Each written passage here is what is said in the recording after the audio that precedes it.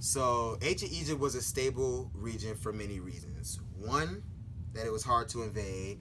Two, that the weather was very predictable using the Nile River, which flowed on schedule. All right. So, considering that the Nile River is 4,100 miles long, it wasn't a secret that trading was going to start. And in 3200 BCE, trading began with Mesopotamia. Potamia. Potamia. All right. We can leave that in. Yeah. Later around 2000 BCE, they used sailing, which is an advancement in technology, to trade with other parts of Africa. All right, so before all the trading happened, between 5000 and 3200 BCE, the first dynasty was created, and this was led by King Menes. King Menes helped make a capital between the two sides and unify them by wearing both red and white colors. Okay, so later along, the third dynasty came along, and the new term for a leader was named Pharaoh. And with the new leader came an eternal spirit called the Ka. And during this time, during the third dynasty, this is when the Egyptians built all of their amazing pyramids and structures that historians are still clueless to because the Egyptians did not have the technology to build them.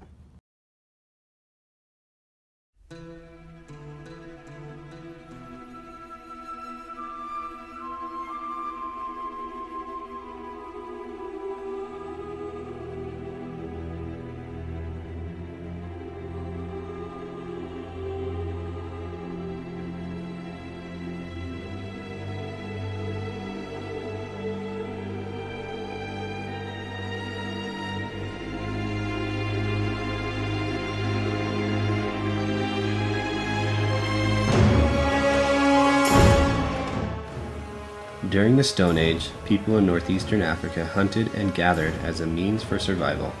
This was their subsistence for life. This was during a time when vegetation flourished, feeding the people. It also provided food for the animals the Egyptians hunted.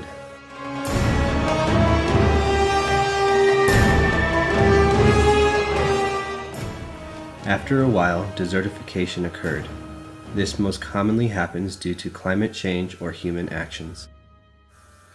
Water became scarce, killing all plant life, leaving people and animals to search for other sources. Because of this need, people moved into the valley of the Nile.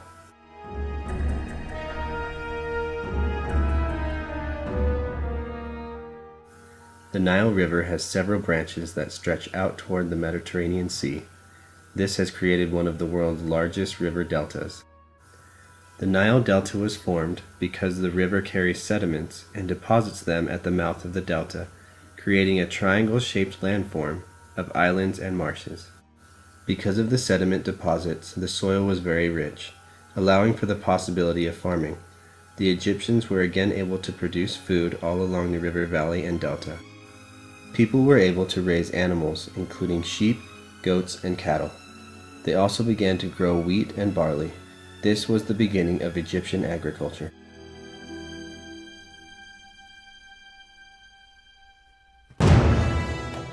As the Nile River flooded over its banks, silt was spread onto the land. Farmers could then walk their animals along the river, pushing seeds deep into the soil. Although the Nile River gave life, it could easily take it away. When flooding did not occur, the land was very dry, and there wasn't any silt to plant seeds.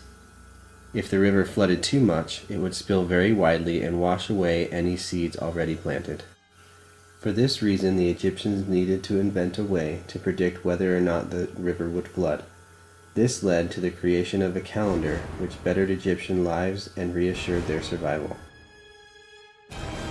The Nile River, the giver and taker of life.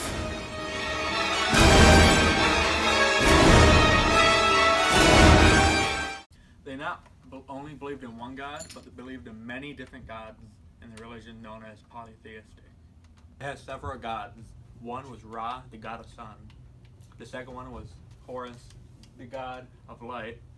The third one was Isis, the god of motherhood.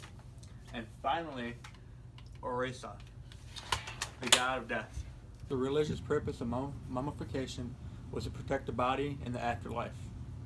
And in this time, Unlike most other times, women were treated equal, unlike other times.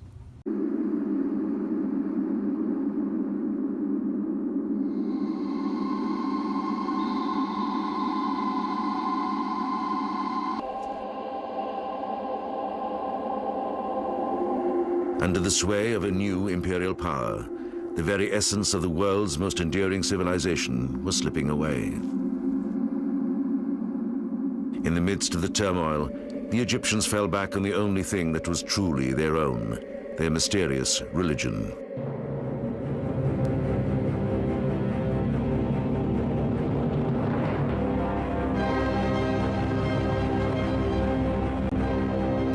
To a world that no longer envied their ancient culture, they were asserting by their devotion. These are our deities and demons, our gods. They are who we are. They are what set us apart. For 3,000 years, they are what made us Egyptians.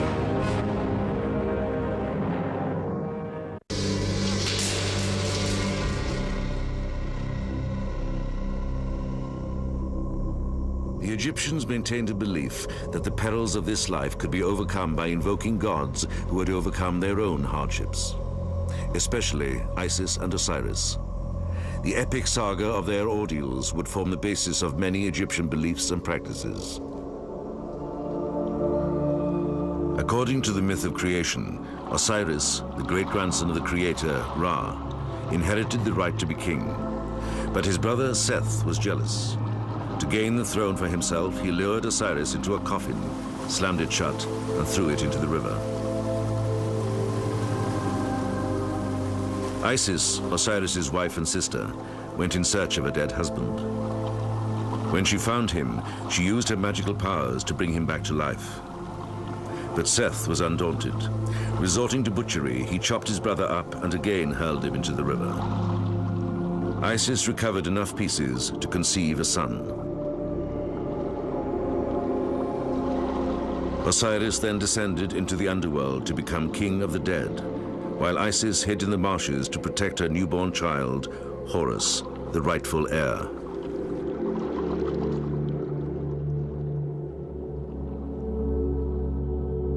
One of the most popular amulets was the Wedjat, the Eye of Horus, the universal symbol of healing and wholeness.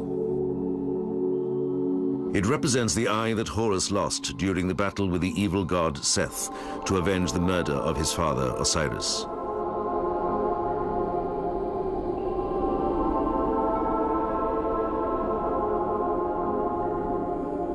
Amulets were common to ward off evil and promote good luck. The Ankh, the hieroglyph meaning life, was a powerful symbol of protection.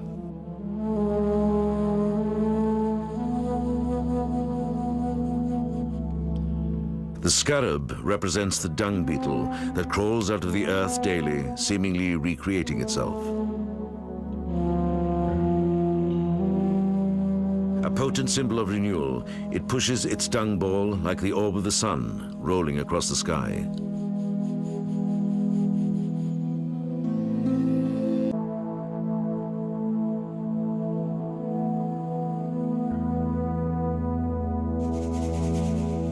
Thoth was the god of knowledge and writing. Horus, the hawk god of the sky, was the avenger of his father, Osiris. Even ordinary Egyptians were promised an afterlife, though getting there was full of hurdles.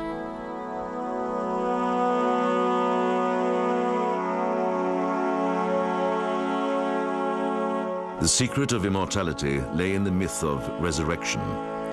In it, the sun god Ra descends into the underworld to join Osiris, the god of the dead, then reappears at sunrise, reborn.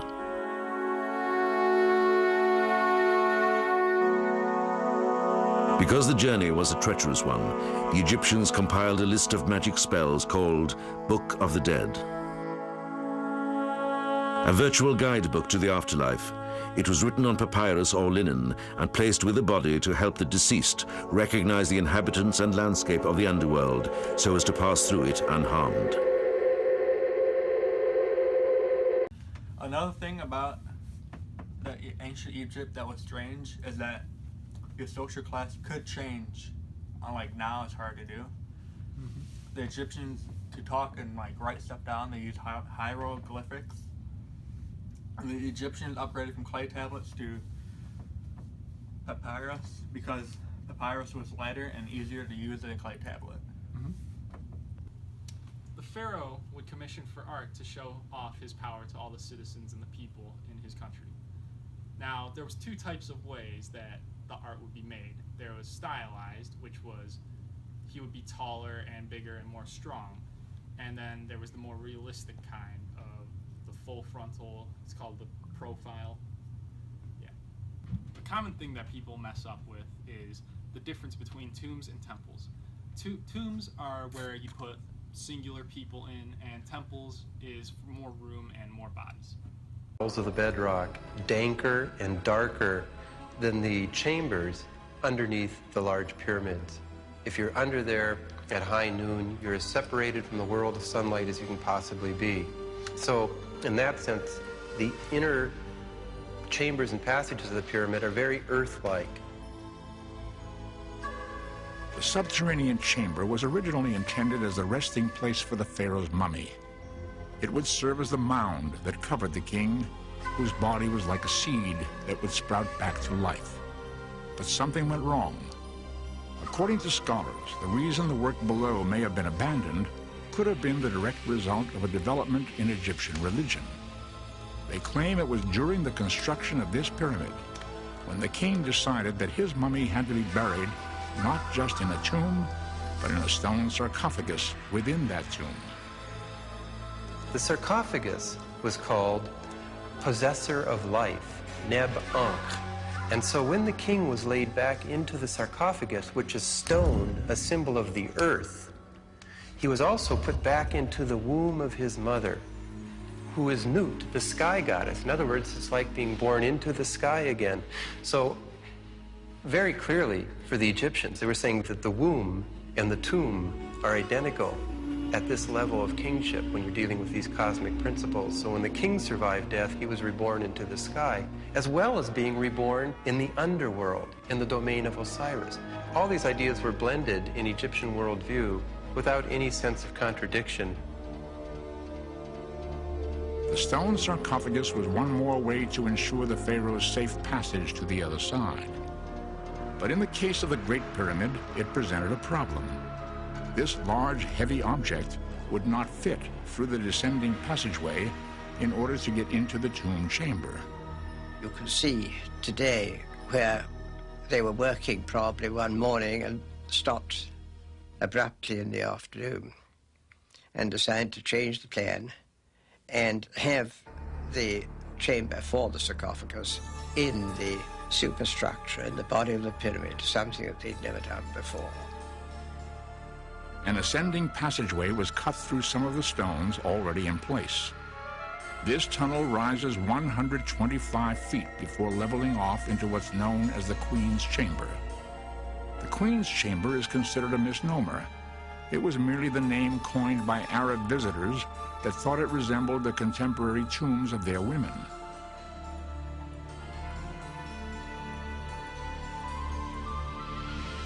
Interestingly, the Queen's Chamber, like the subterranean chamber, was also left unfinished. Once again, the sarcophagus is thought to have been the reason. Some experts